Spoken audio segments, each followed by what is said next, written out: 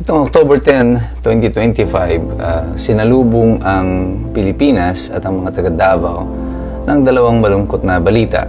Ang una ay ang biglaang paglindol ng napakalakas at 7.6, intensity 7.6 dyan sa Davao. And later in the day, lumabas naman yung balita na na-deny yung motion ni ex-President Digong na for an interim release. Ano ang mga implikasyon nito sa kasalukuyang sitwasyon ng Pilipinas at sa kaso ni Rodrigo Duterte? Magandang gabi po sa inyong lahat. Ito po muli si Attorney Mike Operario at yan ang pag-uusapan natin. Noong pa lamang pong March 14, 2025, ilang araw matapos arestuhin si President Digong, naglabas na po ako ng video at sinabi ko na nga po na mukhang itong interim release ay medyo malabo. At bakit ko sinabi yan? Dahil po sa track record nitong ICC. Track record because wala pa silang nag-grant na interim release sa mga tao na are under detention for crimes against humanity. Diyan po sa ICC ay 11 na yung kanilang na-convict. 4 lamang yung nagkaroon ng acquittal.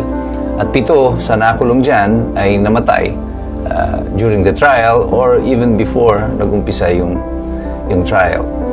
That's why I was saddened when Rodrigo Duterte was arrested.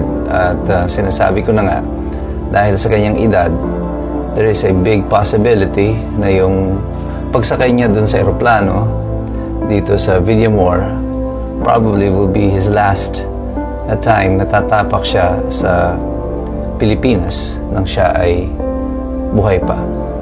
Ito ay hindi magandang larawan at hindi magandang marinig.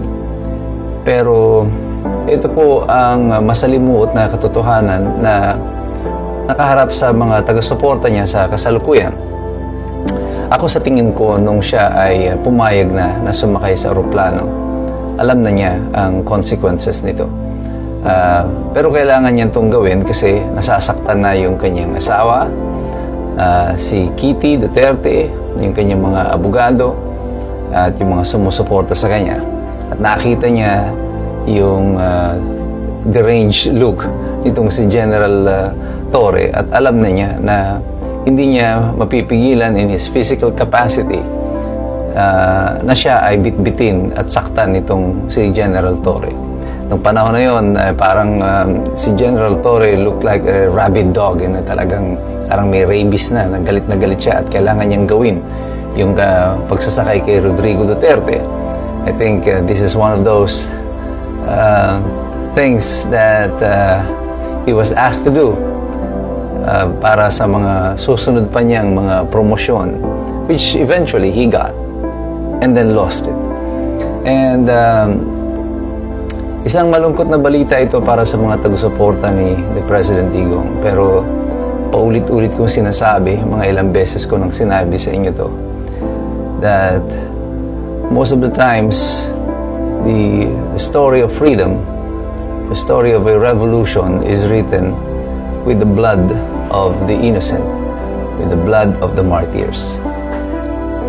We are yet to figure out or to find out if Rodrigo Duterte will be the Ninoy Aquino of Ferdinand Marcos Jr., as Ninoy was the martyr in the case of his father, Ferdinand Marcos Sr. It's something that it's hard to speculate with. Masakit po sa puso yan, lalo na sa mga nagmamahal kay President Digong. But we should not remove this possibility that because of his age, at lagi ko nang sinasabi ito noon, that this is a race against time, that he may not be able to make it home alive. Matagal po bago matapos ang mga pagdinig dyan sa Hague. Inaabot din po ng taon. And ito ay mga taon na posibleng wala na ang ating President Digong. And we can only just pray that all things will work out for the better. But this make me admire si President Digong more because when he left the Philippines, I believe that he knew what was at stake. He also knew nung bumaba siya nung 2022 the possibilities. He could have just stayed silent against Bongbong Marcos para hindi na lang magkaroon ng sigalot na ganito.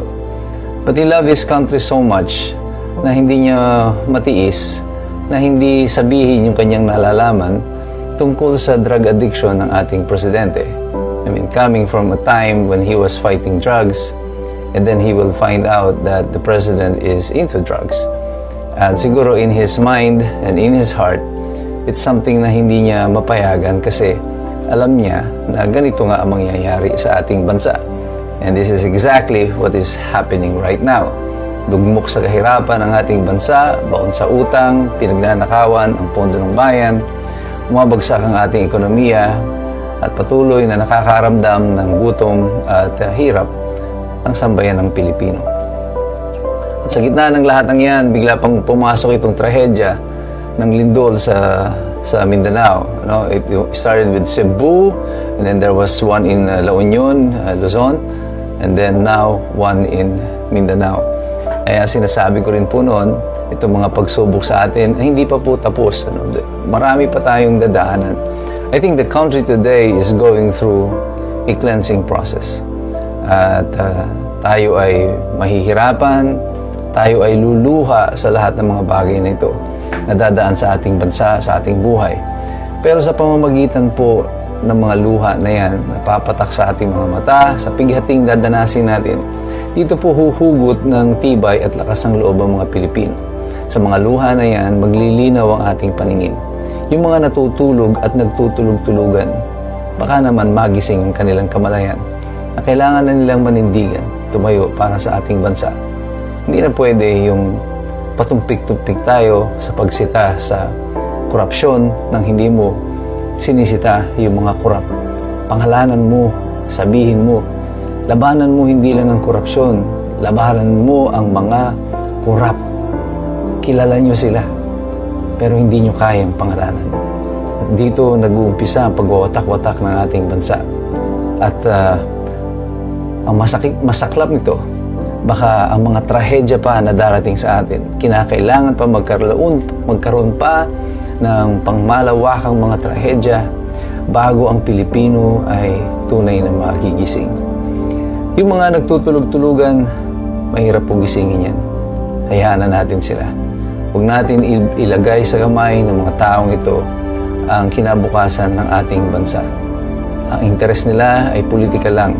Tayo ay nakikipaglaban para sa estado ng sambayan ng Pilipino, ang ating pamumuhay, ang ating kalayaan. Pero sa ating pong paglahok dito, sa ating pag-engage at paghanap ng katotohanan, lagi po tayong magsipag-aral sapagkat mahirap makialam ang taong walang alam. God bless you, God bless us all. Pagdasal po natin ang Mindanao at ang Davao. Mabuhay ang Republika ng Pilipinas.